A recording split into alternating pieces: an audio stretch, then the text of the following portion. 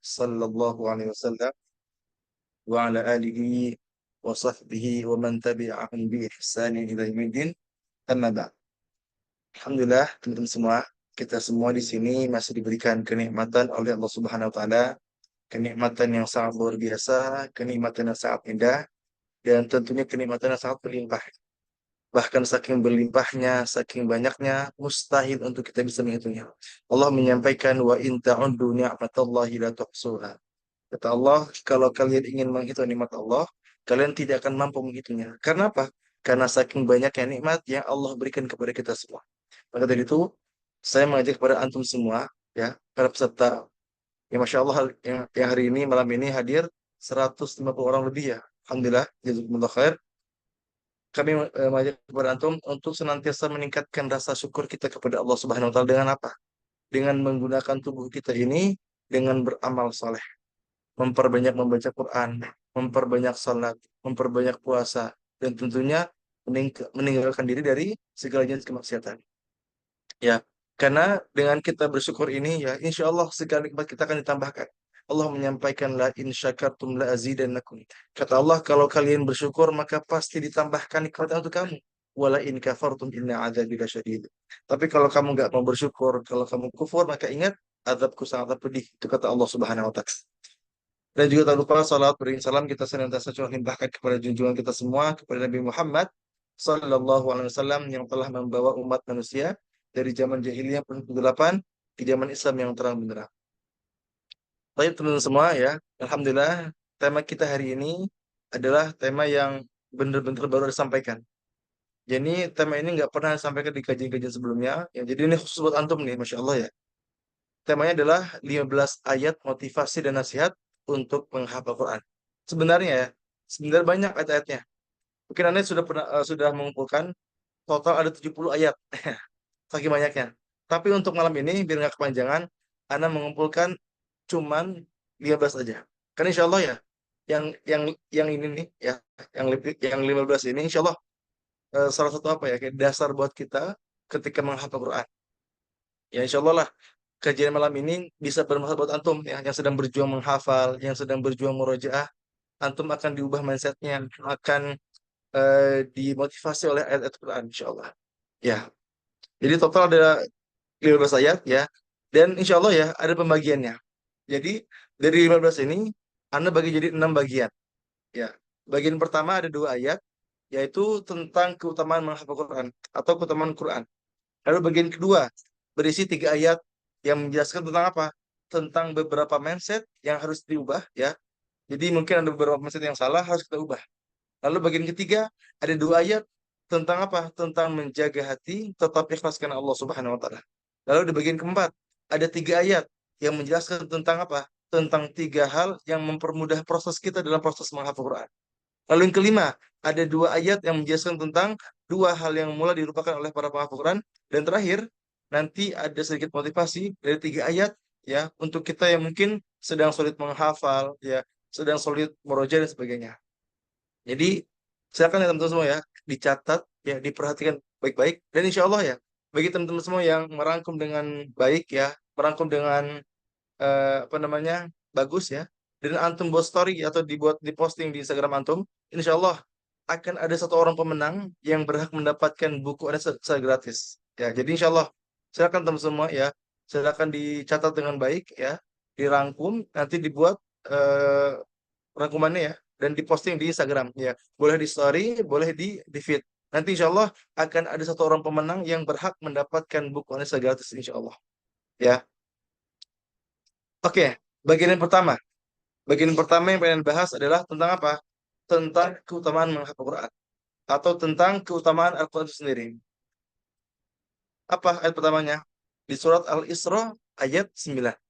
Allah menyampaikan, Inna hadzal Qur'ana yahdi lillati hiya aqwam wa yubashshirul mu'minina alladhina ya'maluna as-salihati anna lahum ajran kabira. Apa kata Allah? Sungguh Al-Quran ini memberi petunjuk ke jalan yang paling lurus, yang paling benar, dan memberi kabar gembira kepada orang mukmin yang mengerjakan kebaikan bahwa mereka akan mendapatkan pahala yang sangat besar. Itu kata Allah Subhanahu wa taala. Jadi apa hikmah dari ayat ini? Ya.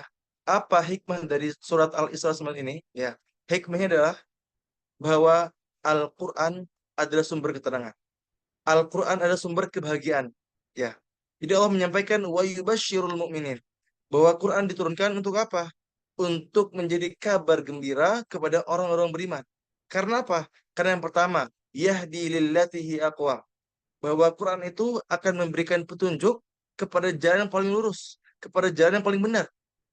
Dan yang kedua, bahwa orang-orang yang dekat dengan Quran akan mendapatkan pahala yang besar, kata Allah. Anna lahum ajran kabira, bahwa mereka akan mendapatkan pahala yang besar. Jadi orang-orang yang senantiasa membaca Quran, menghafalnya, pokoknya dekat dengan Quran, maka dia akan mendapatkan pahala yang besar, yang berlimpah. Karena Rasul menyampaikan, man qara'a harfan min kitabillah, falahu hasanah. Itu kata Rasul. Barang siapa yang membaca satu huruf saja dari Quran, maka baginya satu kebaikan. Dan satu kebaikan itu akan dilipat gandakan menjadi 10 kebaikan, kata Rasul. Aku tidak mengatakan alif, lam, satu huruf. Tapi alif satu huruf. Lam satu huruf. Mim satu huruf. Bayangkan. Kita membaca alif, lam, mim saja. Sudah 3 huruf yang kita baca. Sudah 30 pahala yang kita dapatkan. Apalagi kalau kita misalnya murojaah satu hari satu juz. Ya. Bahkan kita mampu menghafal 30 juz. Bayangkan. Sudah berapa huruf yang kita baca. Sudah berapa pahala yang kita dapatkan. Maka ini adalah kabar gembira bagi kita. Ya, kabar gembira bagi kita yang pengen mendapatkan pahala, yang pengen mendapatkan petunjuk, yang pengen mendapatkan ridho Allah Subhanahu wa taala, maka pastikan diri kita untuk dekat dengan Al-Qur'an. Bahkan orang-orang yang dekat dengan Quran dan menghafalnya ya, berhak mendapatkan syafaat. Karena Rasul menyampaikan Iqra'ul Quran fa innahu ya'ti yaumal qiyamati syafi'an li ashabi. Apa kata Rasul? Bacalah Al-Quran karena sesungguhnya Al-Quran akan datang di hari kiamat menjadi syafaat bagi para pembacanya. Bayangkan, orang yang hanya membacanya saja akan mendapatkan syafaat. Dan ternyata, orang-orang yang menghafal Al-Quran, yang mampu menghafal Al-Quran, lebih istimewa lagi, lebih hebat lagi, lebih luar biasa lagi. Apa hebatnya? Mereka berhak memberikan 10 syafaat kepada keluarganya, walaupun mereka dijamin masuk neraka. Bayangkan. Jadi naudzubillah ya, ada keluarga kita yang sudah divonis masuk neraka. Tapi karena wasilah kita yang mampu menghafal Quran, kita berhak memberikan apa? Pertolongan kepada mereka. Itulah indahnya Al-Quran. Inilah bahagianya Al-Quran. Maka benar kata kata Allah ya, bahwa Quran itu apa? Wa yubasyirul mu'minin. Akan menjadi kabar gembira bagi orang-orang beriman. Bahkan di dunia, kita pun akan diberikan keterangan di hatinya. Ya, kita mungkin sering galau, sering resah, sering sedih. Maka ayat Quran ini hadir sebagai apa? Menjadi penenang hati kita. Alladzina amanu wa tatma'innu qulubuhum bidzikrillah, ala bidzikrillah tatma'innul qulub. Kata Allah, orang-orang beriman itu ya akan tenang hatinya ketika berzikir kepada Allah Subhanahu wa taala. Dan ingatlah dengan hanya berzikir kepada Allah lah yang akan membuat apa? Membuat hati kita tenang. Dan sebaik-baiknya zikir adalah apa? Membaca Al-Quran. Maka bagi teman-teman semua yang sedang berjuang menghafal Quran, ya, yang sedang berjuang istiqomah bersama Quran, maka insya Allah antum sudah di jalan yang benar. Karena antum akan mendapatkan petunjuk yang paling lurus, yang paling benar. Antum pun akan mendapatkan pahala. Antum pun akan mendapatkan syafaat sekaligus memberi syafaat.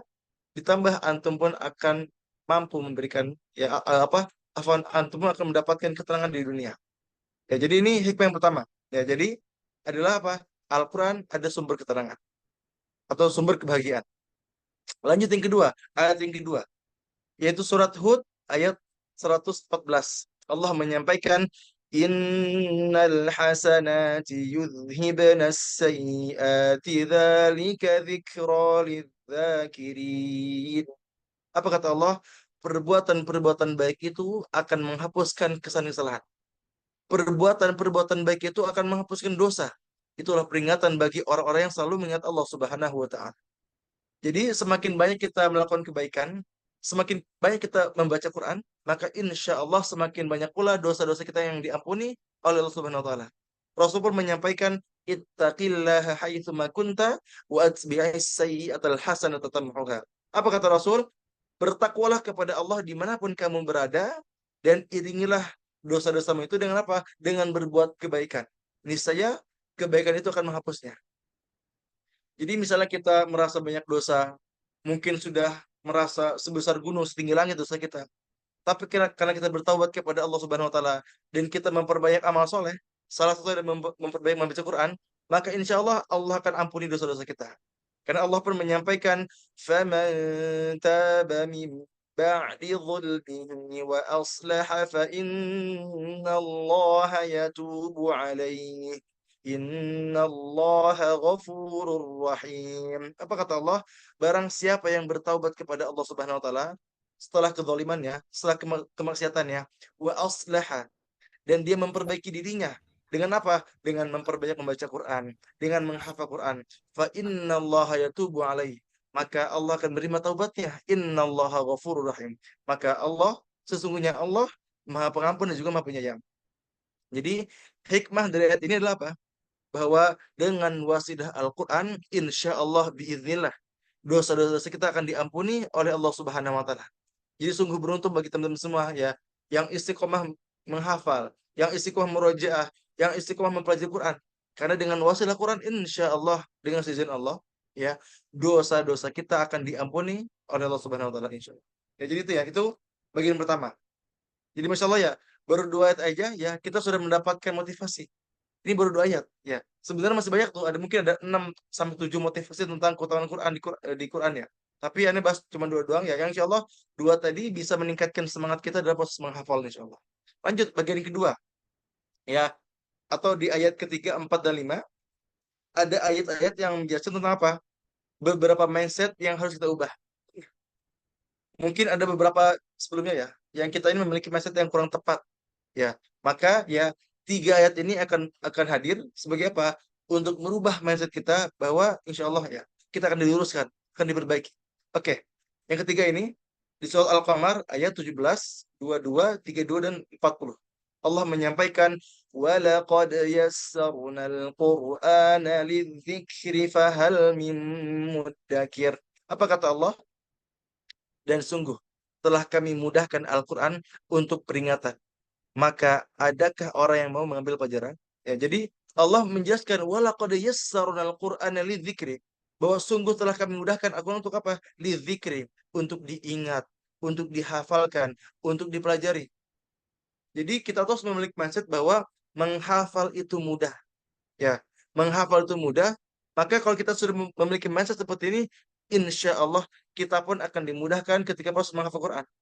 Karena pada hakikatnya Quran itu diturunkan ya untuk ya dimudahkan dalam proses menghafal, mempelajari.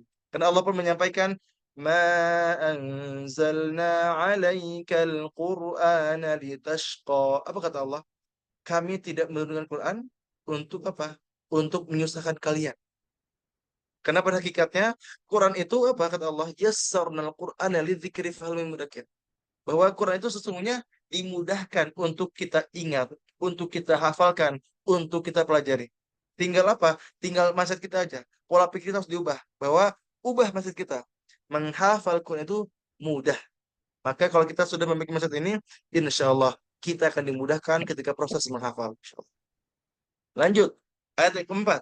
Surat Yunus ayat 57. Allah menyampaikan, "Ya ayyuhan nasu qad ja'atkum mau'izatun mir rabbikum wa shifaa'un lima fis suduri wa hudan wa rahmatul lil mu'minin." Wahai manusia, telah datang kepadamu Al-Quran sebagai apa? Pelajaran, mau'izah.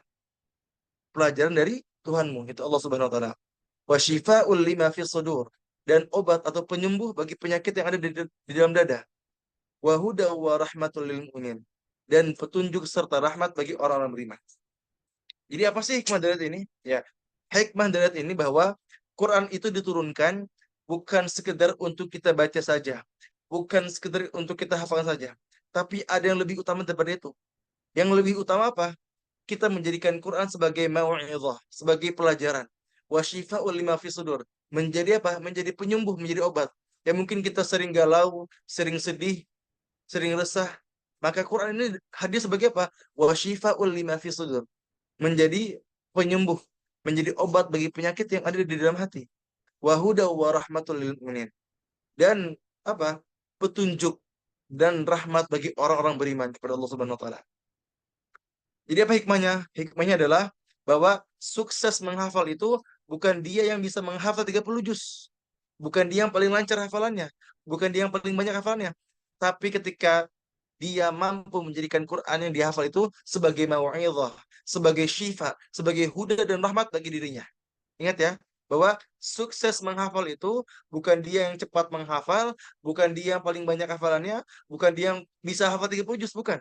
Tapi sukses menghafal adalah ketika dia bisa menjadikan Quran sebagai mau'izah, menjadi pelajaran, menjadi syifa, menjadi penyembuh bagi dada, dan juga huwa huda wa rahmatul lil mu'minin, menjadi petunjuk dan juga rahmat bagi kita yang mampu menghafalnya. Ya, jadi salah satu kesan fatal yang kurang tepat ya, yang sering terjadi adalah ketika orang menghafal, tujuan utamanya hanya menjadikan Quran sebagai apa? Sebagai perlombaan. Ya, jadi cepat-cepatan. Jadi tujuan utama mereka hanya jumlah. Jadi tujuan mereka hanya apa? Dia pengen 30 juz, mendapatkan gelar, pengen wisuda, itu doang tujuannya. Padahal sukses menghafal itu bukan dia yang paling cepat, bukan dia yang paling banyak, bukan dia yang paling lancar. Tapi sukses menghafal adalah ketika dia istiqomah bersama Quran dan selalu berusaha mengamalkan ayat-ayat yang dihafal. Jadi ubah mindsetnya ya. Jadi ubah mindsetnya ya. Dan ketika kita melihat teman-teman kita yang mungkin mereka cepat menghafal, mereka lancar hafalnya, kita nggak bakal sedih. Karena kita memiliki mindset bahwa kita sukses menghafal bukan ketika kita hafal, tapi ketika kita bisa lebih dekat dengan Allah Subhanahu wa taala. Lanjut ya. Yang kelima, surat Al-Qiyamah ayat 16 sampai 17. Allah menyampaikan, la tuhadzik bihi lisanaka lita'jala bih. Inna alaina jam'ahu wa qur'anah. Apa kata Allah? Janganlah kamu gerakkan lidahmu untuk membaca Quran karena hendak cepat-cepat menguasainya. Sesungguhnya kamilah yang akan mengumpulkannya di dadamu dan akan membuatmu pandai dalam bacanya.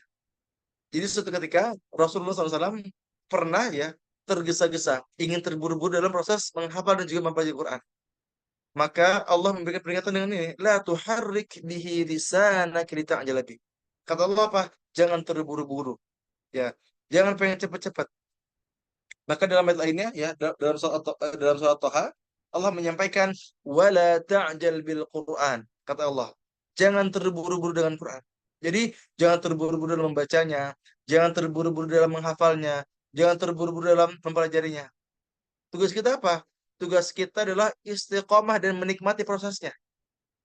Jadi ubah mindsetnya. Tugas kita bukan mengejar cepatnya, bukan. Bukan mengejar jumlahnya. Tapi tujuan kita mengejar nikmatnya, mengejar keistiqomahannya. Itu paling penting. Karena hakikat menghafal itu bukan dia paling cepat, tapi dia yang bisa bertahan sampai akhir hayat.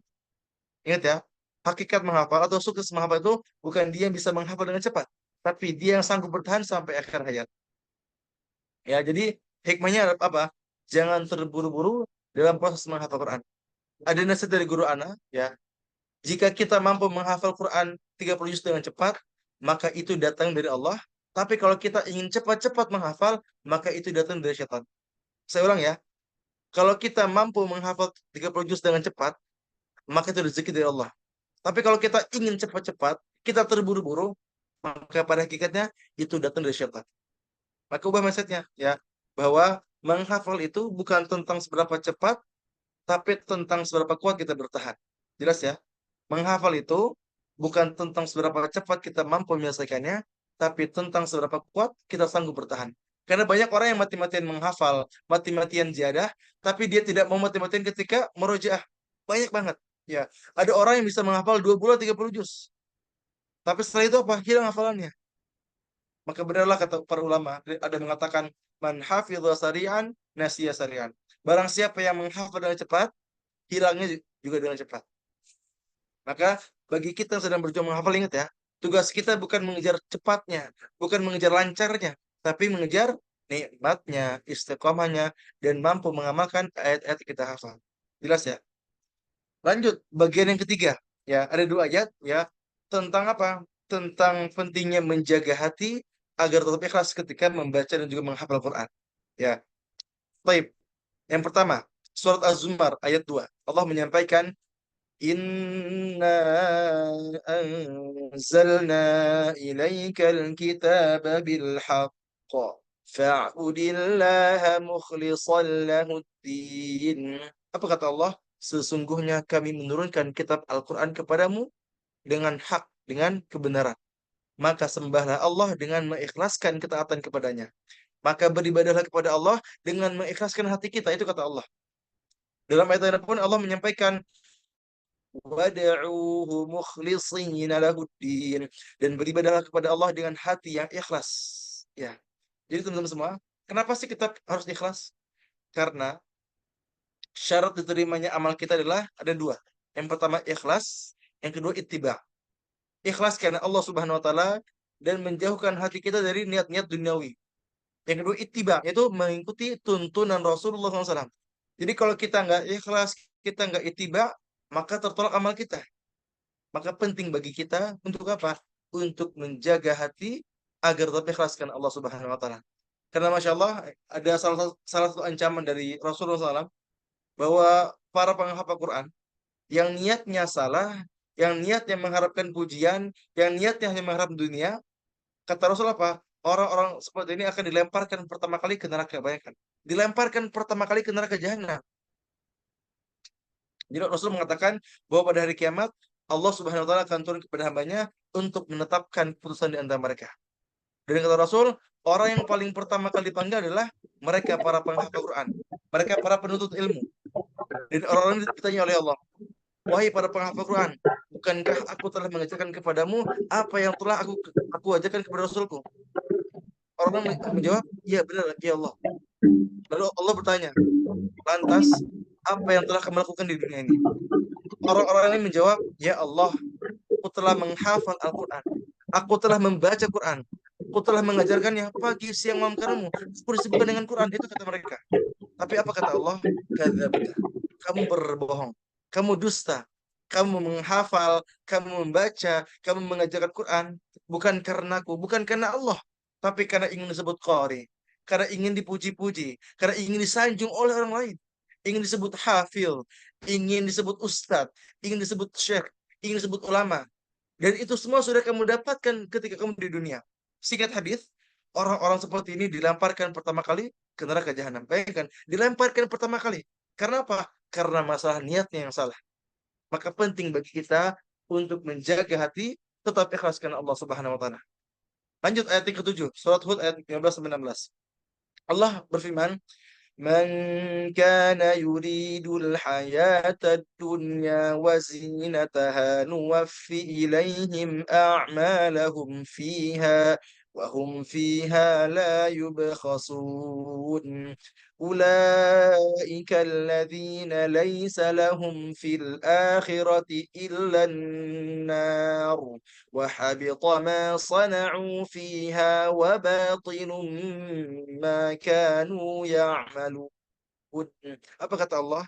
Barang siapa yang dia beribadah dan tujuannya hanya mengharapkan dunia dan juga perhiasannya. Jadi mengharapkan harta, tahta, jodoh, pujian dan sebagainya. Maka kata Allah apa? Niscaya kami akan berikan kepada mereka balasan pekerjaan mereka di dunia dengan sempurna. Jadi mereka yang diniatkan karena dunia, maka kata Allah, kami akan berikan itu semua. Dan mereka pun di dunia tidak akan dirugikan. Tapi Allah melanjutkan, ulaika alladzina laisa lahum fil akhirati illa nar. Mereka itulah orang-orang yang tidak akan mendapatkan apa-apa di akhirat kelak kecuali neraka. Wa habita ma sana'u fiha, dan sia-sialah apa yang telah mereka usahakan. Wa batilum ma kanu ya'malun, dan terhapuslah apa yang telah mereka kerjakan. Bayangkan, kita udah capek-capek menghafal, ya, kita capek-capek merojaah, tapi karena niat kita yang salah, niat kita yang malah justru mengharapkan dunia, kata Allah apa? Memang kita akan mendapatkan itu semua. Kita pengen dapat gelar ustadz, kita dikasih. Kita mendapatkan gelar qori, kita dikasih. Kita ingin dipuji, kita dikasih. Tapi nanti di akhirat kelak, kita tidak mendapatkan apa-apa kecuali neraka. Dan sia-sia apa yang kita kerjakan, dan terhapus semua amalannya. Itu kata Allah.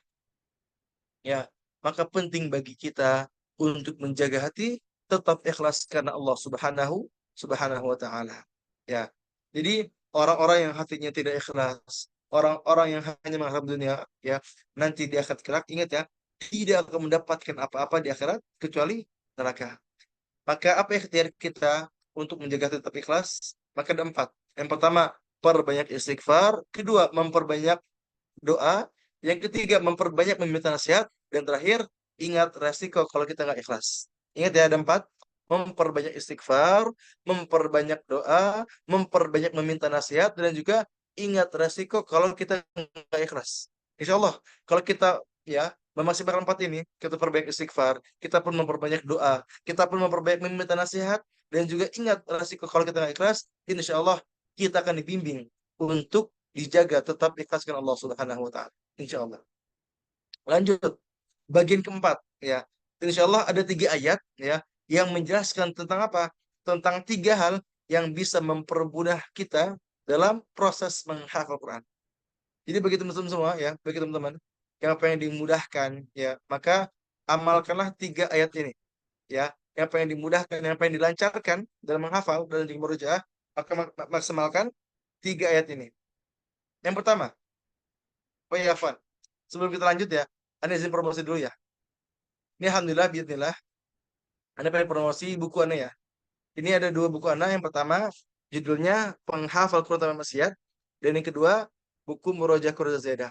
Ya, untuk malam ini aja, khusus buat antum. Ya, ingat ya, cuman malam ini aja, Anda kasih diskon bagi teman-teman semua yang pengen langsung beli dua buku.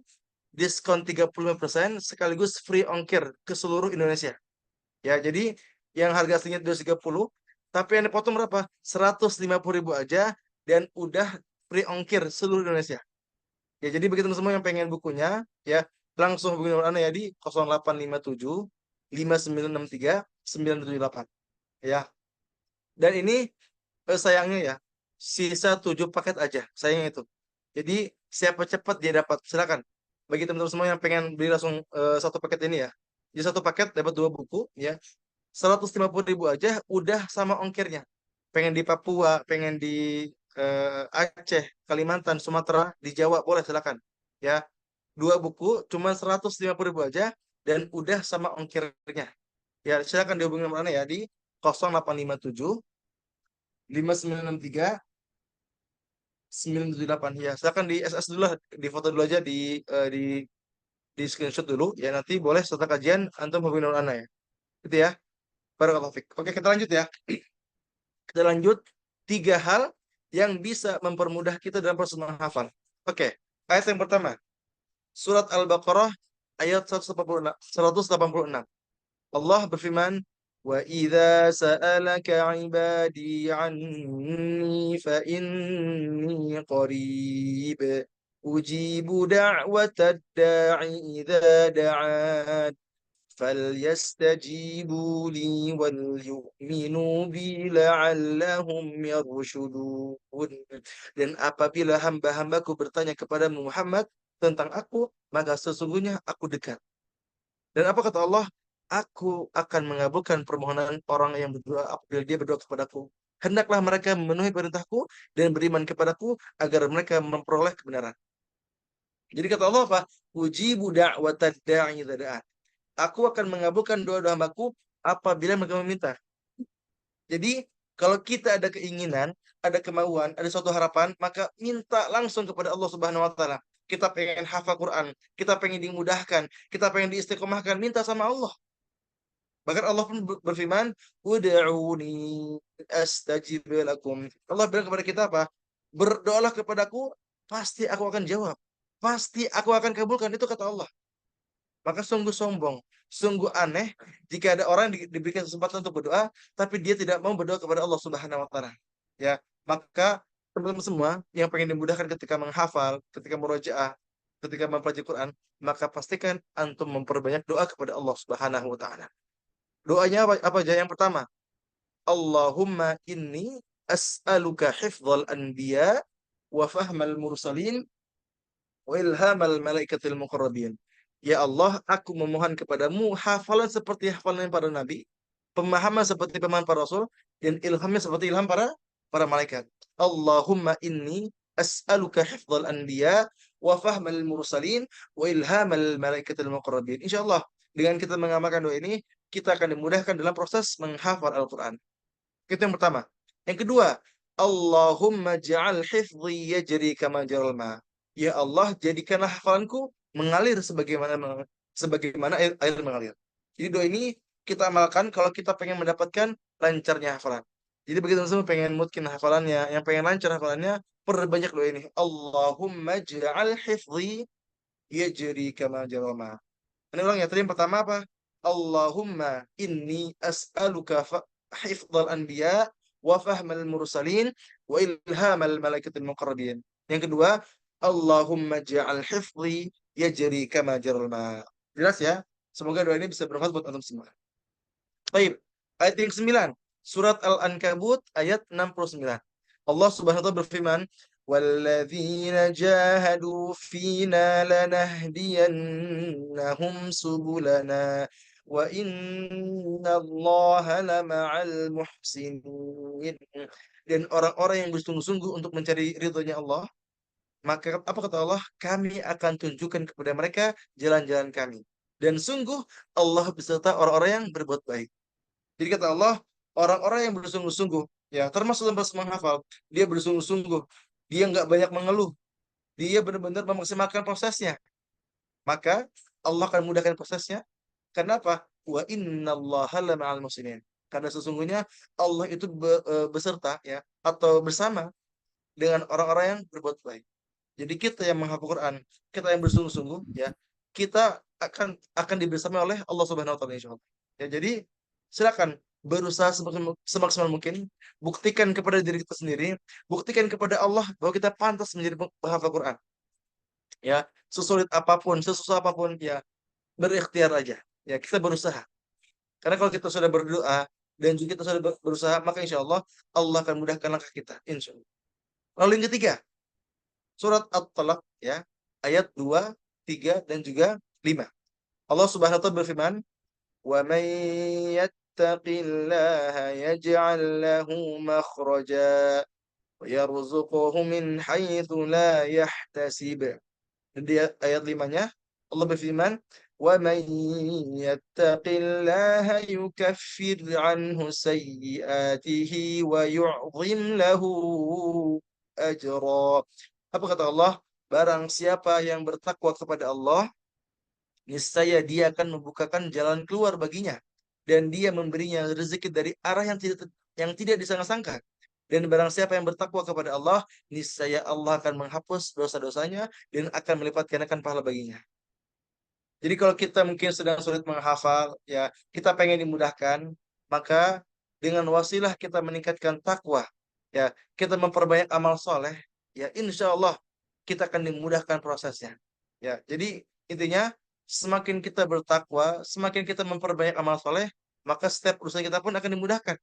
Ya, bahkan bukan bukan hanya urusan, tapi rezeki kita dimudahkan, ditambah dosa-dosa kita pun akan dihapuskan, ditambah lagi kita pun akan mendapatkan pahala yang dilipat gandakan oleh Allah Subhanahu wa taala.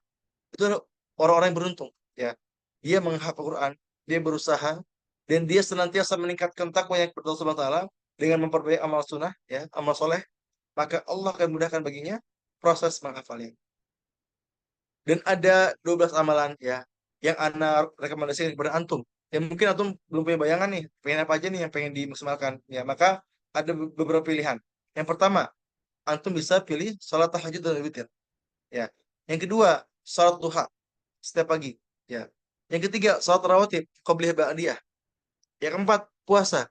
Boleh puasa Senin Kamis. Kalau antum bisa puasa Daud dan sebagainya. Yang kelima, perbanyak salawat. Ya, Allahumma salli ala Sayyidina Muhammad. Yang keenam, memperbanyak istighfar. Astaghfirullahaladzim. Wa atubu ilaih. Yang ketujuh, memperbanyak zikir. Subhanallah, walhamdulillah, wa la ilaha illallah, wallahu akbar. Dan sebagainya. Memperbanyak doa. Yang sembilan, memaafkan orang lain. Yang sepuluh, membaca al-mulk sebelum tidur. Yang sebelas tentu jelas menghafal dan juga murojaah. Dan yang kedua belas yang jangan dilupakan adalah apa? Mentadaburi Al-Quran.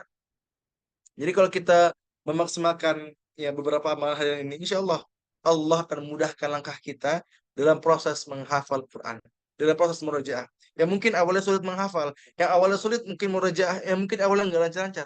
Tapi karena kita mendekatkan diri kepada Allah Subhanahu wa taala, Allah akan mudahkan proses kita. Ya. Karena kalau kita dekat dengan Allah, pasti Allah pun akan senang dengan kita. Allah pun akan permudah proses kita dalam menghafal, insya Allah. Oke, lanjut. Bagian yang kelima, yaitu ada dua ayat yang menjelaskan tentang apa? Dua hal yang mulai dilupakan oleh para penghafal Quran. Jadi sayangnya ya, ada dua hal ini ya, yang dua hal ini sering kali ya, atau mulai dilupakan oleh para penghafal Quran. Yang pertama, Allah menjelaskan di surat ayat 29, A'udzu Kitabun anzalnahu ilaika mubarakun liyadabbaru ayatihi waliyatadhakkara ulul albab waliyatadhakkara ulul albab. Apa kata Allah? Kitab Quran ini yang kami turunkan kepadamu penuh berkah. Agar apa? Agar kita menghayati ayat-ayatnya. Dan agar kita yang berkasat ini mendapatkan pelajaran. Dan sayangnya ya, banyak di antara kita yang hanya fokus menghafal, fokus ziyadah, fokus murojaah, tapi melupakan tadabbur. Padahal ya, tugas Quran, tugas kita sebagai penghafal Quran, tugas kita sebagai muslim bukan hanya sekedar membaca saja, bukan hanya sekedar menghafal saja, tapi ada yang jauh lebih penting, yaitu apa? Kita mentadabburinya. Karena mentadabbur itu adalah salah satu langkah kita mengamalkan Al-Quran. Jadi kan kita paham ya, kita tahu bahwa Quran adalah hudal linnas, petunjuk bagi manusia. Dan petunjuk itu nggak bakal kita bisa dapati kalau kita nggak tadabbur. Ya, maka maksimalkan diri kita untuk terus tadabbur Al-Quran. Ya, dan ada dua alasan lainnya kenapa kita perlu tadabbur. Yang pertama, karena agar hati kita tidak terkunci atau tidak mati. Allah menyampaikan, "Afala yatadabbaru Qur'an am ala qulubin aqfaluha." Kata Allah, tidaklah mereka mentadabburi Quran, menghayati Quran, atau hati mereka sudah terkunci. Jadi orang-orang yang tidak tadabbur, tidak menghayati Quran, maka hati mereka apa? Terkunci. Hati mereka apa? Mati. Dan orang-orang yang hatinya mati, hati terkunci, akan jauh dari Allah Subhanahu wa taala. Na'udzubillah. Lalu yang kedua, kenapa kita perlu tadabbur? Karena tadabbur adalah kunci untuk merasakan kelezatan dan juga kenikmatan Al-Quran. Ya, jadi mustahil kita bisa mendapatkan kenikmatan kelezatan Quran kalau kita nggak tadabbur. Karena Al-Imam Badruddin Az-Zarkashi pernah mengatakan, barang siapa yang tidak memiliki ilmu, pemahaman, takwa dan juga tadabbur, maka dia tidak akan pernah merasakan kelezatan Al-Quran. Sama sekali itu kata-kata beliau. Jadi kalau kita pengen mendengarkan kelezatan ya, atau mendapatkan kenikmatan Quran ya, atau merasakan keindahan Quran, maka pastikan ya kita tadabbur. Karena bayangkan ya, kita ya, kita pun seharusnya menikmati Quran. Bahkan ya, jin pun ya, sekelas jin pun menghayati Quran ya, suka dengan Quran. Ya, Allah menyampaikan, wa id sarafna ilaika nafaran minal jinni yastami'una al-Qur'an falamma hadaruhu qalu ansitu falamma qudiya wallaw ila qaumihim munzirin. Apa kata Allah? Dan ingatlah ketika kami hadapan kepadamu ya, serombongan jin yang mendengarkan bacaan Quran, maka ketika mereka menghadiri pembacaan itu, mereka berkata, "Ansitu, diamlah kamu untuk mendengarkannya." Maka ketika telah selesai mereka kembali kepada kaumnya untuk memberi peringatan.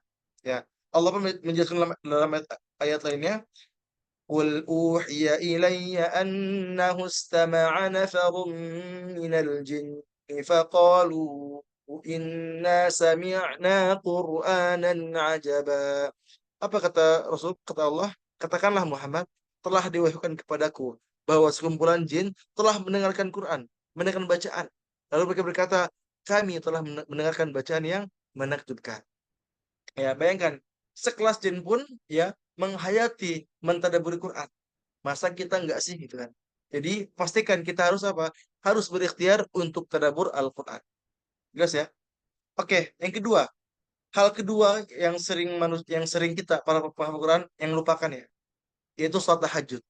Ya, padahal Allah Subhanahu wa taala berfirman dalam surat Al-Isra ayat 79, "Wa minal laili fatahajjad bihi nafilatan lak asa an yab'atsaka rabbuka maqaman mahmuda." Apa kata Allah? Dan pada sebagian malam lakukanlah sholat tahajud sebagai suatu ibadah tambahan bagimu. Mudah-mudahan Tuhan mengangkatmu ke tempat yang terpuji. Jadi kalau kita pengen mendapatkan ya mendapatkan tempat yang terpuji itu surga ya, maka pastikan istiqomahkanlah diri kita untuk terus sholat tahajud, terutama kita penghafal Quran ya. Bahkan kalau kata guru Anda ya, kalau penghafalan itu ya, para hafid Quran itu sholat wajibnya ada 6 bukan 5. Jadi sholat subuh, zuhur, asar, maghrib, isya ditambah sholat tahajud yang itu wajib bagi mereka dilakukan. Kenapa? Karena sesungguhnya ya, sholat tahajud itu adalah sholat yang paling berkesan. Allah menyampaikan, inna nasyi'atal laili hiya asyaddu wata'aw wa aqwamu qila. Apa kata Allah? Sungguh bangun malam itu untuk kita tahajud lebih kuat mengisi jiwa, dan baca di waktu itu lebih berkesan. Jadi kalau kita pengen lebih berkesan bacaan kita, lebih mungkin hafalan kita, lebih kita tadabburi, maka bangunlah tahajud. Kita sholat, kita minta sama Allah. Ya, dan sayangnya, baik di antara kita yang katanya penghafal Quran, yang mengaku sebagai penghafal Quran, tapi sayangnya apa? Jauh dari sholat malam. Ya, mereka begadang, ya, jam 2 tidur, sampai apa? Bablas subuhnya. Dan ini masih banyak. Maka jadilah pribadi orang-orang yang senantiasa apa? Kita tadabur dan juga sholat hajud. Baik, bagian terakhir. Ya, bagian terakhir adalah 3 ayat, ya, 3 ayat yang menjelaskan tentang apa? Tentang kalau kita sedang merasakan sulit dalam menghafal. Ya, jadi ada 3 ayat menghafal, sulit murojaah dan sebagainya. Oke, yang pertama adalah surat Asy-Syura ayat 30. Allah menyampaikan, wa ma asabakum min musibatin fabima kasabat aydikum wa ya'fu an katsir. Dan musibah apapun yang menimpa kamu maka adalah karena perbuatan tangan kamu sendiri, dan Allah memaafkan banyak dari kesalahanmu. Jadi kenapa kita mungkin sulit menghafal, kenapa kita mungkin hilang hafalannya, kenapa kita nggak nikmat baca Quran, karena mungkin karena tangan kita sendiri. Dan apa ulahnya? Apa salahnya? Mungkin maksiat yang kita lakukan. Karena kita bermaksiat, kita banyak melakukan dosa, kita nggak nikmat baca Quran, kita sulit menghafal Quran, dan bahkan sebagian hafal kita hilang. Kenapa? Ya karena itu karena itu sendiri. Allah yang menyampaikan, wa ma asabakum min musibatin fabima kasabat aydikum. Musibah apapun yang telah menimpa kepada kamu, maka adalah karena perbuatan tanganmu sendiri. Dan musibah terbesar para penghafal Quran adalah ketika dia sulit menghafal dan juga hilang kenikmatan membaca Quran. Ya, ada salah satu syair yang terkenal dari Imam Syafi'i, ya.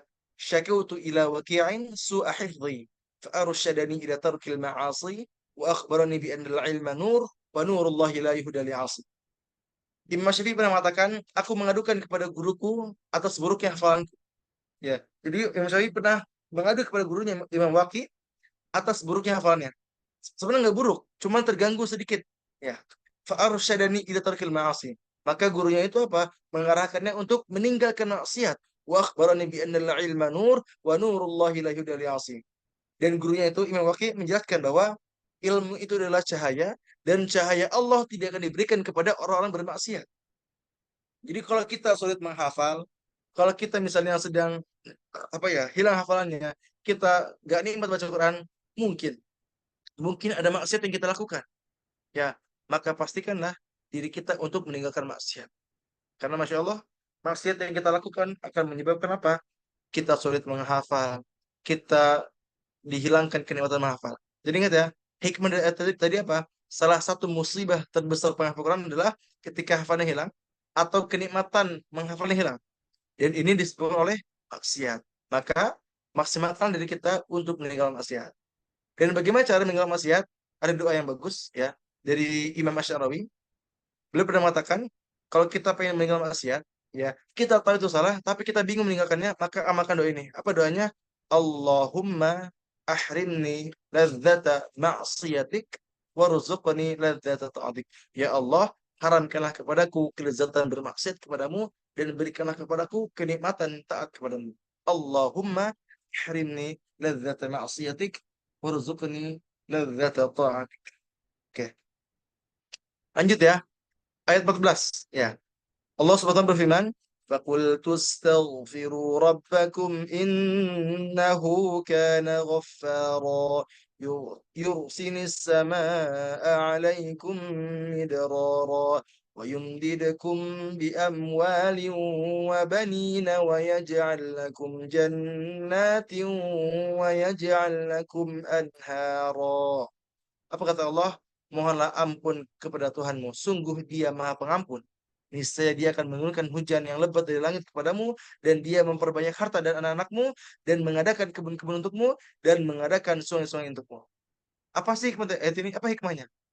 Hikmahnya, dengan kita memperbanyak istighfar, insya Allah dosa-dosa kita akan diampuni, dan kita pun akan dimudahkan rezekinya. Dan salah satu rezeki kita sebagai penghafal Quran adalah apa? Kita dimudahkan dalam proses menghafal. Kita dijauhkan dari sulit menghafal. Jadi ingat ya, salah satu rezeki penghafal Quran adalah ketika dia dimudahkan ketika proses menghafal Quran. Maka kalau kita beristighfar kepada Allah Subhanahu wa taala, ya, kita akan diampuni dosa-dosanya, ya. Sekaligus kita pun akan diberikan kemudahan dalam proses menghafal dan dijauhkan dari kesulitan.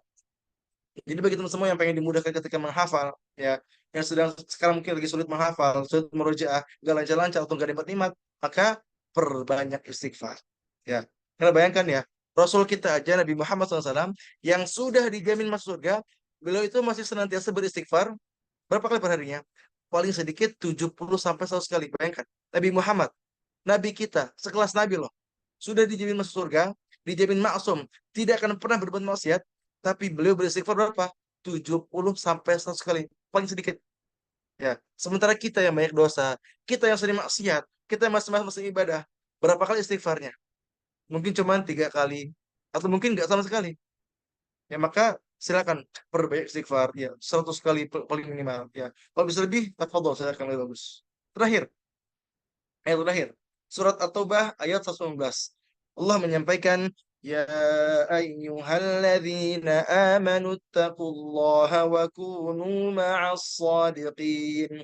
Wahai orang-orang beriman, bertakwalah kepada Allah dan bersama kamu dengan orang-orang benar. Bersama dengan orang-orang yang baik. Jadi ayat ini adalah perintah untuk apa? Untuk kita mencari teman yang soleh. Cari teman yang bisa menguatin kita. Mungkin kita sedang sulit menghafal, kita sulit murojaah. Tapi kalau ada teman, ada sahabat yang menguatkan, kita akan diistiqomahkan. Maka penting banget mencari teman. Bahkan Rasul pun menyampaikan, "Al-mar'u ala dini khalili. Falyanzur ahadukum man yukhalil." Apa kata Rasul? Agama seseorang itu tergantung pada teman dekatnya. Oleh karena itu, hendaklah kalian mencari teman dekat yang baik. Itu kata Rasul. Jadi kalau kita pengen dimudahkan ketika menghafal, pengen dikuatkan, pengen diistiqomahkan, maka pastikan cari lingkungan yang mendukung. Cari teman-teman yang soleh, cari teman-teman yang baik. Ya, bukan berarti kita nggak boleh berteman dengan teman yang kurang baik. Tapi ya, kita kurang interaksi dengan mereka. Dan untuk sahabat dekat, ya untuk sahabat yang paling dekat, pastikan mereka adalah orang baik. Karena kalau teman-teman kita orang baik, insya Allah kita pun akan terbawa baiknya juga. Itu ya. Barakallahu fikum, semoga kajian ini bermanfaat ya. Nanti insya Allah untuk rekamannya akan dikirim di grup dan PDF-nya pun akan dikirim di grup, insya Allah ya. Barakallahu fikum. Oh ya, sebelum tutup, Ane izin promosi lagi ya. Ane sampaikan sekali lagi ya. Buku ini ya sisa 7 paket aja. Ya, jadi saya akan cepet-cepetan. Jadi kalau yang telat ya berarti kehabisan atau nanti bisa di PO dulu. Jadi buku pertama buku penghafal Quran tanpa maksiat. Ini kedua buku Murojaah Sajadah ya. Satu paket ini dua buku cuman 150.000 aja dan udah sama ongkir. Ya, pengen ke Aceh, pengen ke Sumatera, pengen ke Kalimantan, pengen ke Sulawesi, pengen ke Papua, Jawa, silakan, boleh, silakan. Ya, 150.000 aja udah sama ongkirnya. Ya, kalau teman-teman semua pengen, ya langsung hubungi nomor Anda di 0857 593 978. Ya, 0857, dicatat ya, 593 978. Ini alhamdulillah yang chat di nomor ini udah 4 orang. Ya, jadi silakan 3 orang lagi nih. Ya, 3 orang lagi yang siapa cepat dia dapat. Ya, 3 orang lagi ya. Silakan dihubungi nomor Anda ya di 0857 593 978. Barakallahu fikum, semoga bermanfaat. Mohon maaf kalau baik kurangnya ya. Assalamualaikum warahmatullahi wabarakatuh. Saya kembalikan kepada Ustazah Taqi. Tafadhol. Waalaikumsalam warahmatullahi wabarakatuh. Terima kasih Ustaz. Kurang lama, Tat. Waalaikumsalam. Waalaikumsalam warahmatullahi wabarakatuh. Baik, jazakumullah khairan kepada Ustaz Asad atas materinya yang insya Allah sangat bermanfaat ya. Semoga bisa menjadi motivasi dan menjadikan diri kita untuk lebih bermuhasabah atas apa yang telah kita lakukan kepada Al-Quran. Baik, untuk selanjutnya insya Allah kita akan beralih ke sesi tanya jawab. Silahkan boleh raise hand atau bisa juga chat di kolom komentar ya. Di sini sudah ada yang Ustazah raise Taqi, hand. Afwan. Ya, Ustaz. Afwan, sebelum kita lanjut, kita mungkin ini dulu ya, dokumentasi dulu. Karena Oh, takutnya iya. kalau udah tanya jawab, biasanya pada kabur. Jadi di sekarang aja, mumpung masih rame ya, kita foto-foto bareng aja. Silakan. Baik, sebelum tanya jawab ya, insya Allah kita akan dokumentasi dulu. Untuk slide pertama, boleh dibuka kameranya dulu, teman-teman semua, kakak-kakak dan para peserta. Silahkan ditunggu ya.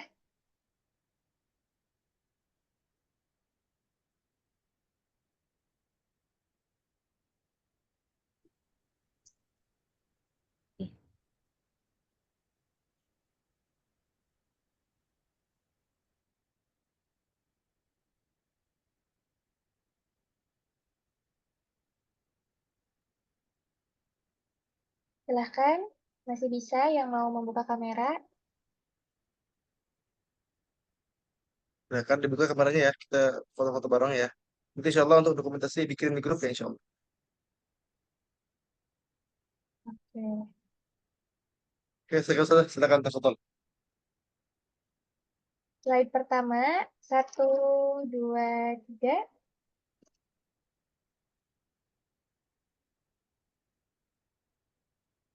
Sebentar.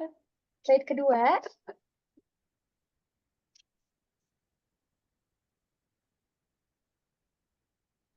Slide ketiga. Slide keempat. Kelima. Keenam. Ketujuh. Dan yang terakhir ke-8. Baik, insya Allah sudah ya. Kita lanjut lagi ke sesi tanya jawabnya. Sudah ada yang raise hand. Silahkan, Aulia. Assalamualaikum warahmatullahi wabarakatuh. Baik, syukron Kak sudah diizinkan bertanya. Izin bertanya Kak, bagaimana cara menghadapi dan merespon orang yang selalu menjudge atau mengklaim diri kita yang di luar kendali kita. Lalu bagaimana menghadapi orang yang tidak suka ketika kita membaca Al-Quran, dan kalau Al-Quran itu mengandung kebaikan ya Kak, senantiasa orang yang selalu berkaitan menghafal, membaca dan sebagainya, otomatis kan bisa jadi baik ya. Nah, apakah tidak boleh jadi orang yang jahat atau berbuat kejahatan? Apakah harus baik terus? Bolehkah kita berbuat jahat ketika orang sedang menjahiti kita? Sudah, syukron Kak. Ya, Masya Allah. Sebelumnya, terima kasih ya. Ini Kak Aulia ini termasuk orang yang paling aktif di kajian anak dan selalu bertanya. Setiap kajian selalu bertanya, Masya Allah. Jadi kami ucapkan jazakumullah khair, barakallahu fiik. Semoga Allah memberikan keberkahan yang berlimpah buat Kak Aulia dan juga keluarga insya Allah. Tapi tadi terkait, ya mungkin ada orang yang nggak suka sama kita baca Quran dan sebagainya. Ya, sebenarnya kita harus lihat dulu ya sejarah atau sirah Rasulullah SAW. Sekelas Nabi aja, Nabi Muhammad SAW, beliau itu ya yang segitu baiknya, akhlaknya mulia, ya akhlaknya baik, tapi masya Allah ya masih banyak yang nggak suka sama beliau, dilempar kotoran, dilempar batu, dicaci, dimaki. Jadi ya kita itu nggak mungkin bisa mendapatkan semua ridho manusia, nggak mungkin, mustahil. Ya pasti ada orang yang nggak suka sama kita, sebaik apapun dia, ya pasti ada orang yang nggak suka. Bayangkan Rasul kita yang paling mulia masih banyak yang mencacinya. Ya sementara kita yang manusia biasa yang juga banyak dosa, ya wajar aja kalau kita banyak yang nggak suka gitu kan. dan jadikan ya cacian, makian ya, atau hujatan atau orang yang nggak suka sama kita itu sebagai apa? Sebagai kita ini sebagai ujian bagi kita. Kalau kita sabar, maka kita akan mendapatkan pahala yang berlimpah. Karena Allah menyampaikan wasbir fa innallaha la yudhi'u ajral muhsinin. Bersabarlah kata Allah. Karena sesungguhnya Allah itu pasti akan senantiasa membersamai orang-orang yang berbuat baik. Jadi orang-orang baik itu akan bersama-sama Allah, ya, akan disertai sama Allah SWT. Allah SWT. Ya. Allah pun menyampaikan innama yuwaffas sabiruna ajrahum bighairi hisab. Bahwa sesungguhnya orang-orang yang senantiasa bersabar itu akan mendapatkan pahala yang berlimpah yang tidak ternilai. Ghairu hisab kata Allah. Tidak ternilai. Saking apa? Saking banyaknya ya yang kita dapatkan. Jadi kalau kita melihat ada orang yang nggak suka sama kita bisa baca Quran dan sebagainya, udah kita harus bisa ya punya sifat bodoh amat sama orang lain. Ya. Karena ya mencari ridho manusia itu ya hal yang mustahil ya. Mencari semua ridho manusia ya mustahil. Ya, karena sekelas Rasul aja pasti baik yang nggak suka. Ada yang nggak suka. Apalagi kita yang sering maksiat, kita baik dosanya. Ya pasti kita pun baik yang nggak suka. Itu ya. Semoga terjawab. Barakallahu fiik. Boleh lanjut? Silakan.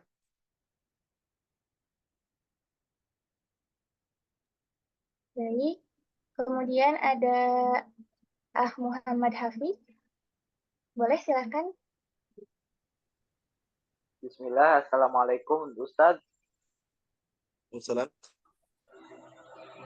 Sebelumnya ini suara saya kedengaran nggak, Ustadz? Iya terdengar. Alhamdulillah.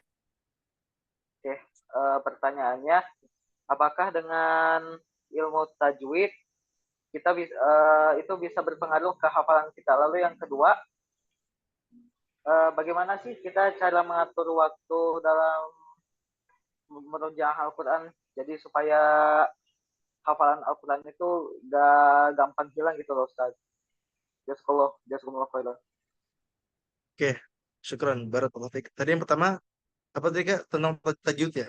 Apakah tajwid berpengaruh ke hafalan kita? Gitu ya? Ya Ustaz. Betul? Oke. Ya Ustaz, betul. Sebenarnya bukan tentang seberapa pengaruh ya, tapi tentang seberapa wajibnya kita mempelajari tajwid. Ya, di Matan Jazari disebutkan wal akhdhu bit tajwid hatmun lazimu man lam yusahhil atau man lam yujawwidil Qur'an athim. Ya, jadi mempelajari tajwid itu adalah suatu keharusan ya. Barang siapa yang tidak membenarkan bacaannya athimu, maka dia berdosa. Ya.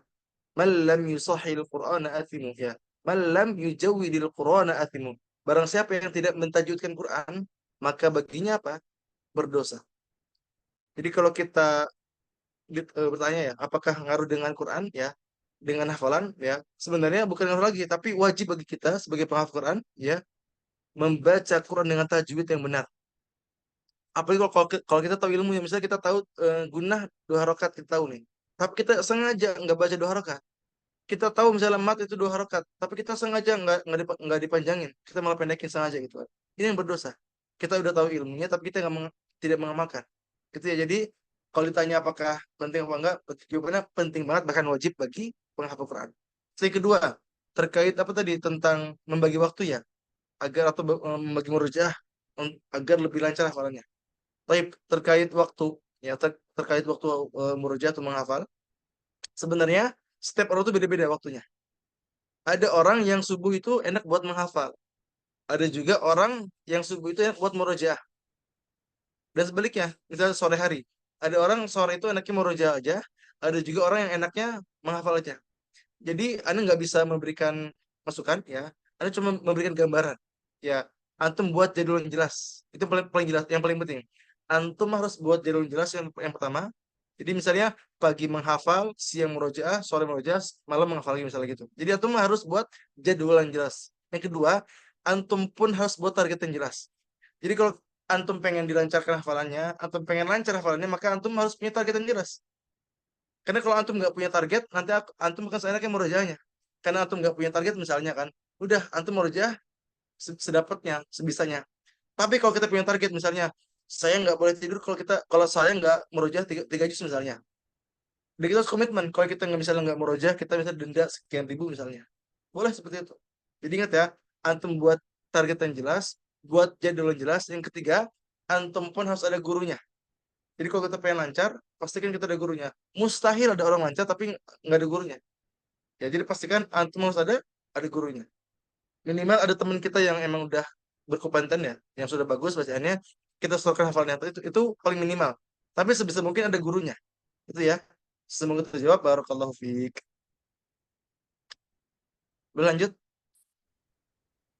Baik, terima kasih Ustadz untuk jawabannya.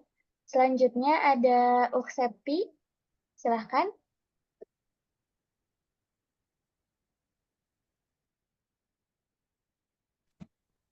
Baik, Assalamualaikum warahmatullahi wabarakatuh.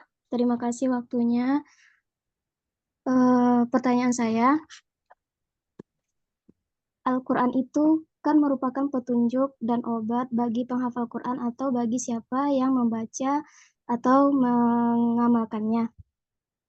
Nah, lalu bagaimana dengan penghafal Quran yang kemudian di suatu hari tiba-tiba dia melenceng dari ajaran Quran?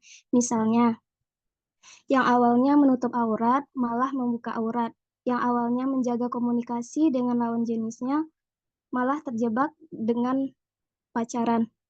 Nah, pertanyaannya bagaimana pandangan Ustadz dalam hal demikian?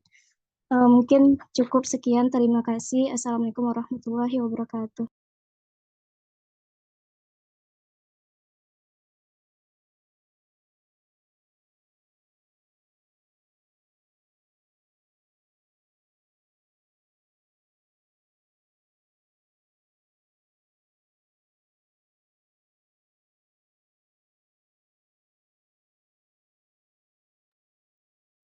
Afwan ya, tadi ada gangguan aneh ya. Karena kedua emang sebentar gini pengen check out dari hotel ya. Ini di hotel ini hari terakhir. Jadi ini lagi beres-beres ya. Tadi Afwan. Tadi pertanyaannya ini disimpulkan ya. Tanggapan Ana terkait misalnya ada penghafal Quran yang mungkin awalnya dia orang yang taat, tapi sekarang mungkin jadi maksiat. Ya, maka tanggapan Ana pribadi yang pertama, kita nggak boleh suudzon. Ya, kita nggak boleh suudzon. Ya, kita tetap suudzon dan saling mendoakan. Jadi ada orang yang ketika misalnya melihat orang yang penghafal Quran, dia maksiat, dia langsung apa? Langsung menjudge dengan yang buruk. Ya. Padahal ya mungkin dia terlihat dengan ahli maksiat ya, terlihat ahli maksiat, tapi mungkin di balik itu dia adalah orang-orang yang senantiasa bertobat kepada Allah, yang senantiasa memperbanyak istighfar, yang senantiasa memohon ampunan kepada Allah Subhanahu wa taala dan memperbanyak membaca Quran. Jadi pentingnya apa? Pentingnya bagi kita untuk tetap berhusnudzon. Yang kedua, kita pun mendoakan. Jadi tanggapan apa? Tanggapan udah mendoakan aja. Kita mendoakan ya. Kalau kita bisa memberikan nasihat, silakan nasihat. Ya, tapi pada hakikatnya kita ini nggak bisa memberikan hidayah. Betul ya? Kita nggak bisa memberikan hidayah karena hidayah itu siapa yang ngasih? Yang ngasih adalah Allah Subhanahu wa taala. Allah menyampaikan innaka la tahdi man ahbabta walakinallaha yahdi man yasha wa huwa a'lamu bil muhtadin. Apa kata Allah? Kamu itu tidak akan mampu memberikan hidayah kepada orang yang kamu cintai. Karena sesungguhnya Allah akan memberikan hidayah kepada orang yang dikehendaki. Maka tugas kita apa? Minta sama Allah agar orang-orang nih yang masih bermaksiat, padahal dia menghafal Quran, kita doakan mereka agar mereka mendapatkan hidayahnya Allah Subhanahu wa taala. Dan kita pun minta kepada Allah agar diberikan keistiqomahan. Ya, ya muqallibal qulub, tsabbit qalbi ala dinik. Wahai yang Maha membolak-balikkan hati, teguhkanlah, istiqomahkan hati kami di jalan agamamu. Gitu ya. Jadi tanggapannya tadi, pertama jangan suudzon, ya, tetap berhusnudzon dan saling mendoakan, ya. Dan paling penting kita berdoa untuk kita sendiri. Gitu ya. Barakallahu fiik, semoga terjawab. Boleh silakan ada lagi? Baik. Selanjutnya ada dari Kak Melvin, silahkan. Baik, bismillah Ustaz. Assalamualaikum warahmatullahi wabarakatuh. Van Ustaz izin tanya, ada dua pertanyaan sebenarnya. Semoga bisa terjawab nantinya. Jadi untuk pertanyaan pertama, izin tanya Ustaz, untuk cara kita untuk menjaga hati kita tetap di koridor keikhlasan, seperti yang tadi Ustaz sampaikan di penjelasan sebelumnya, eh, agar tidak sampai ke arah yang namanya futur itu Pak. itu bagaimana ya Ustaz? Soalnya kan kita punya hati yang sifatnya itu kan naik turun. Kita diciptakan oleh Allah punya hati yang eh, sifatnya berpotensi untuk melakukan kemaksiatan begitu kan Ustaz. Nah, cara kita untuk Oke, meminimalisir untuk tidak sampai baik, barakallahu fiik. seperti itu tuh bagaimana Ustaz? Nah, itu untuk yang pertama. Terus untuk yang kedua, ini cara memanajemen waktu kita selaku penghafal Quran agar tetap bisa memaksimalkan waktu untuk ziyadah dan juga waktu untuk murojaah kita itu bagaimana Ustaz? Soalnya beberapa dari kami juga ada yang berstatus sebagai mahasiswa. Jadi dari waktu pagi kita yang harusnya ketika kita di pondok pesantren biasanya itu kita bisa maksimalkan buat ziyadah, tapi eh, kita cuma bisa melakukan ziyadah ala kadarnya sehingga eh, waktu yang kita gunain untuk ziyadah itu kadang cuma ada di waktu siang dan itu pun kondisi fisik kita udah ada kondisi capek-capeknya sehingga ziyadahnya nggak bisa maksimal dan juga murojaahnya juga nggak bisa maksimal begitu. Mungkin dua itu dulu Ustaz dari Ana. Ya. Terima kasih Ustaz. Jazakallah. Afan Mas, tadi yang pertama apa ya? Ini lupa Afan. Soal tadi lumayan panjang juga kan pertanyaan. Apa tadi? Ini Ustaz, cara menjaga hati agar tetap di koridor keikhlasan. Oh iya, betul. Baik. Tapi semua tadi eh beliau bertanya agar menjaga hati tetap dari keikhlasan ya. Maka tadi pernah sudah jelaskan ya. Gua ada 4 cara. Yang pertama tentu memperbanyak istighfar. Kenapa beristighfar ya? Karena dengan istighfar kita itu akan diampuni dosa-dosa kita yang mungkin kita pernah nggak ikhlas hatinya, ya Allah akan ampuni. Itu yang pertama istighfar. Lalu yang kedua kita memperbaiki doa kepada Allah. Kita minta sama Allah. Karena pada hakikatnya kita ini sangat butuh Allah. Kita ini nggak bisa apa-apa, nggak punya apa-apa kecuali bantuan dari Allah Subhanahu Wa Taala.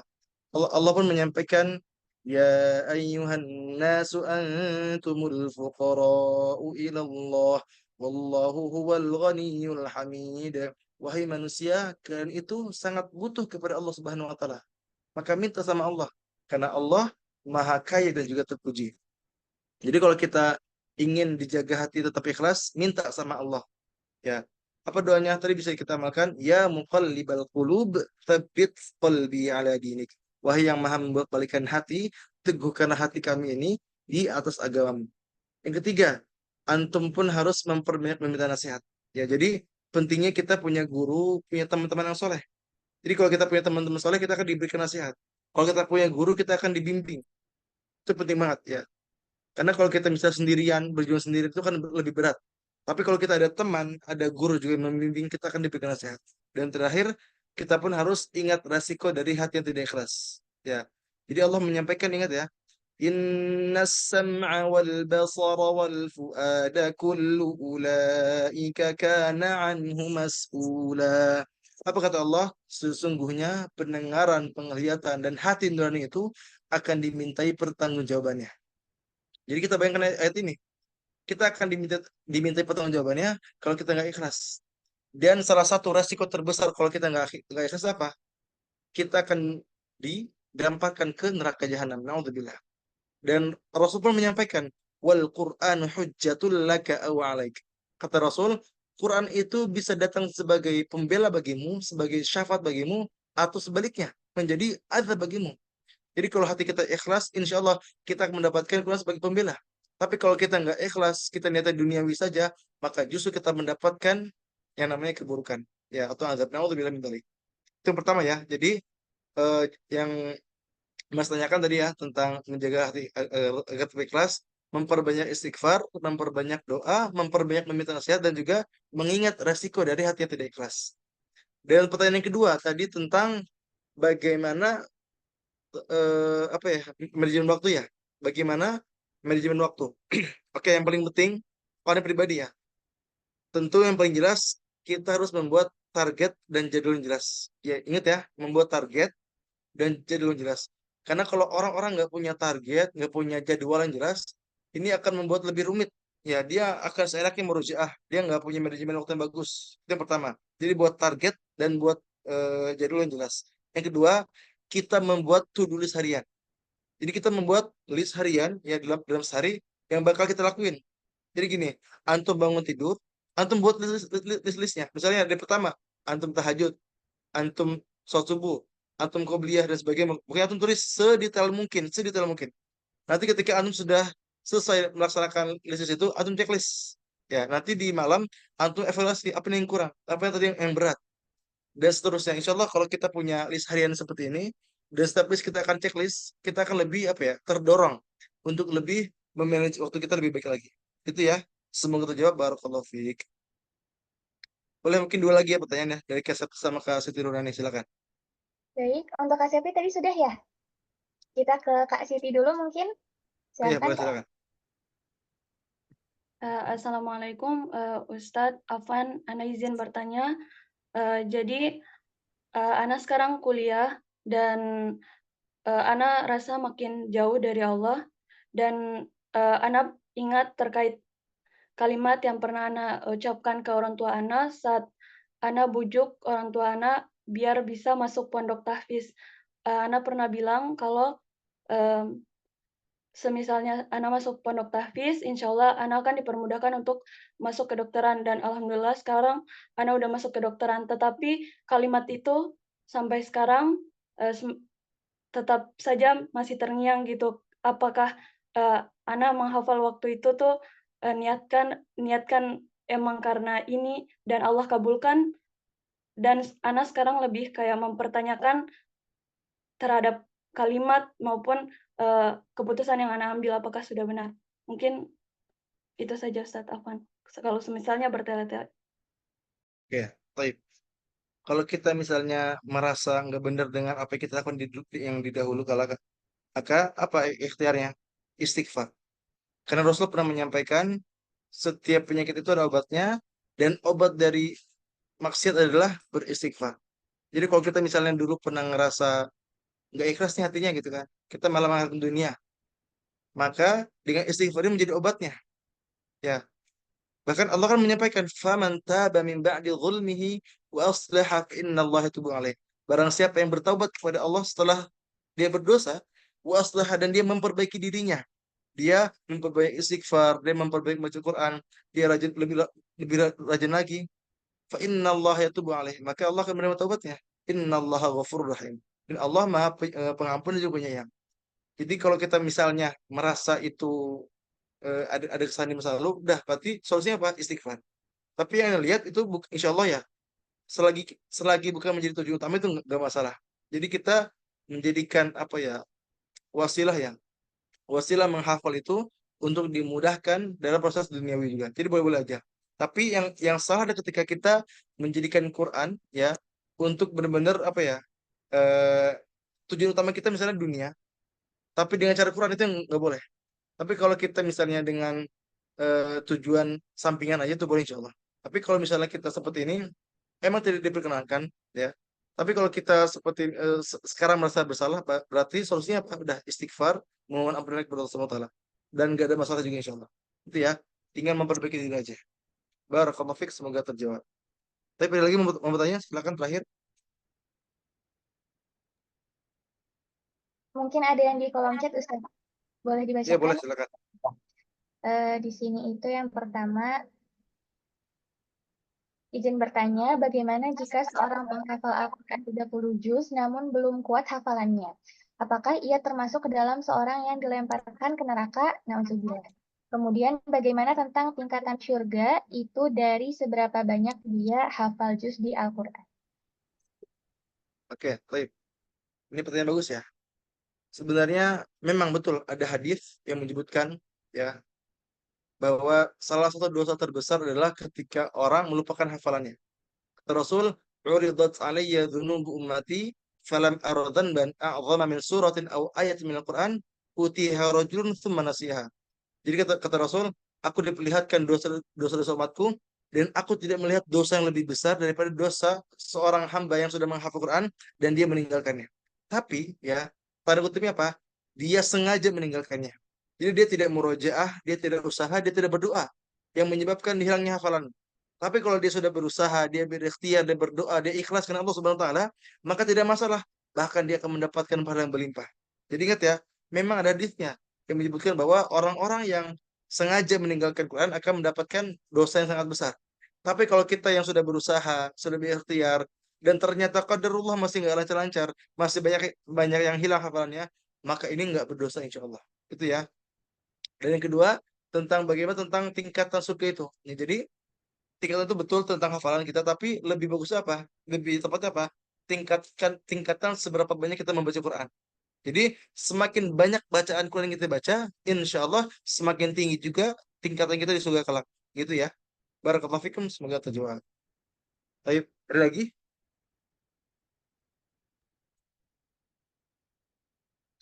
Apa cukup?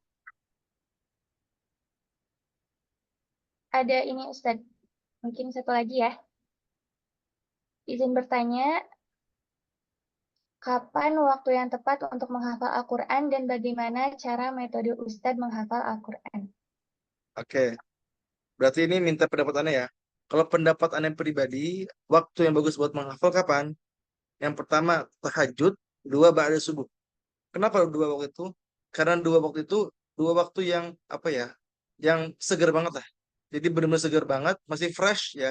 Jadi kita bangun tidur, tahajud, sholat tahajud, kita menghafal, dan habis subuh pun kita menghafal lagi. Itu waktu-waktu yang menurut Anda pribadi, sangat bagus buat menghafal Quran. Ya. Tapi jangan sampai kita melupakan murojaah ya. Jangan sampai kita fokus menghafal sampai lupa murojaah. Itu ya. Jadi silakan ya kita maksimalkan ya waktu tahajud subuh untuk kita menghafal Quran. Dan terkait metode apa yang bagus ya. Kalau Anda pribadi pakai metode namanya metode lupakan. Lupakan ini singkatan dari lihat, ucapkan, pahami, kalikan, nikmati. Ini ulang ya. Lupakan, L-nya lihat, ucapkan, pahami, kalikan, nikmati. Inti dari materi ini apa? Intinya, kita ini membaca Quran, menghafal Quran sambil apa? Kita memahami ayat yang kita hafal. Jadi kita itu bukan sekedar menghafal saja, tapi kita pun kita apa memahaminya. Jadi kita baca terjemahannya, baca tafsirnya, baca asbab nuzulnya. Jadi benar-benar kita pahami. Kalau kita benar-benar sambil memahami, insya Allah akan lebih mudah gitu kan. Maka dulu nih ketika dulu menghafal ya, Ani dulu awalnya cuman metode yang biasa doang, yang metode pengulangan hafalan. Itu satu halaman 1 jam kurang lebih. Tapi ketika pakai metode lupakan ini, Anda bisa satu halaman mungkin sekitar 15 menit sampai 20 menit. Itu termasuk yang cepat bagi Anda pribadi. Itu ya. Jadi lihat, ucapkan, pahami, kalikan, nikmati. Jadi kita lihat dulu ya, ucapkan dengan tartil, kalikan maksudnya diulang berkali-kali. Dan yang paling penting apa? Kita nikmati ya. Jadi pahami, kita nikmati itu yang paling penting. Gitu ya. Semoga bermanfaat. Barakallahu fiik. Baik, alhamdulillahirrahmanirrahim. Dicukupkan Ustadz? Ya boleh cukup. Baik. Insya Allah kita cukupkan ya untuk kajian kita malam hari ini. Alhamdulillahirrahmanirrahim. Semoga bisa bermanfaat dan memotivasi kita ke depannya. Kemudian selanjutnya akan dibacakan doa oleh Ustadz Asad. Dipersilahkan. Baik, sebelum kita berdoa, silakan tundukkan pandangan kita, angkat tangan kita, khusyukkan hati kita agar doa-doa kita ini Allah kabulkan. Astaghfirullahaladzim, astaghfirullahaladzim, astaghfirullahaladzim. A'udzu billahi minasy syaithanir rajim. بسم الله الرحمن الرحيم الحمد لله رب العالمين الرحمن الرحيم مالك يوم الدين إياك نعبد وإياك نستعين اهدنا الصراط المستقيم صراط الذين أنعمت عليهم غير المغضوب عليهم ولا الضالين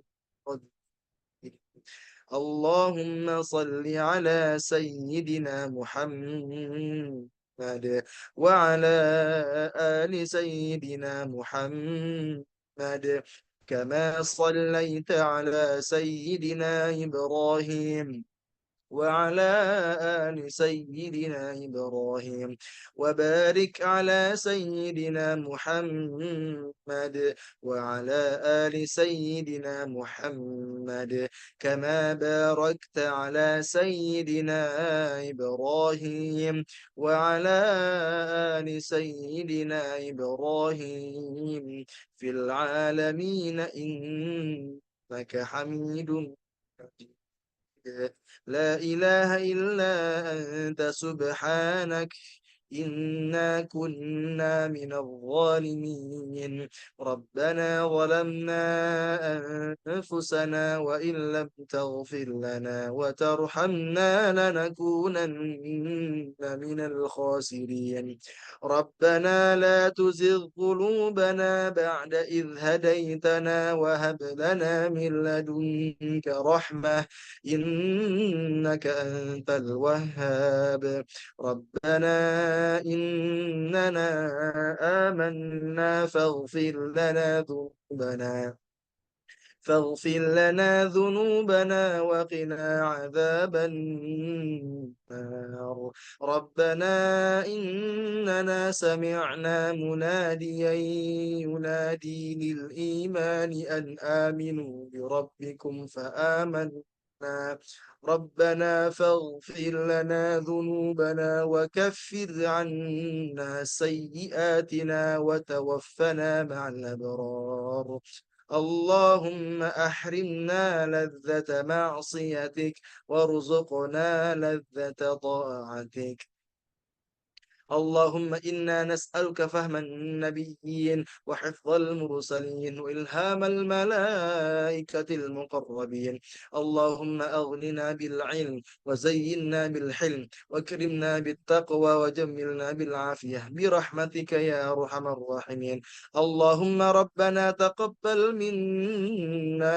إنك أنت السميع العليم وتب علينا يا مولانا إنك أنت التواب الرحيم اللهم إنا نسألك علما نافعا ورزقا واسعا وعملا متقبلا اللهم إنك تعلم أن هذه القلوب قد اجتمعت على محبتك والتقت على طاعتك وتوحدت على دعوتك وتعاهدت على نصرة شريعتك فوثق اللهم رابطتها وأدم مدها واهدها سبلها واملأها بنورك الذي لا يخبو واشرح صدورها بفيض الإيمان بك وجميل التوكل عليك وأحيها بمعرفتك وأمتها على الشهادة في سبيلك إنك نعم المولى ونعم النصير ربنا آتنا في الدنيا حسنة وفي الآخرة حسنة وقنا عذاب النار سبحان ربك رب العزة عما يصفون وسلام على المرسلين والحمد لله رب العالمين Syukran, jazakumullah khair untuk semua yang sudah hadir ya. Juga syukur kepada Ustaz Taqi yang sudah jadi MC ya. Jazakillah khair, barakallahu fikum. Kita izin pamit ya.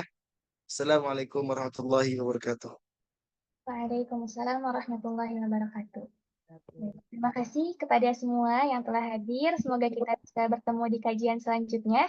Billahi taufiq wal hidayah. Wassalamualaikum warahmatullahi wabarakatuh. Waalaikumsalam warahmatullahi wabarakatuh.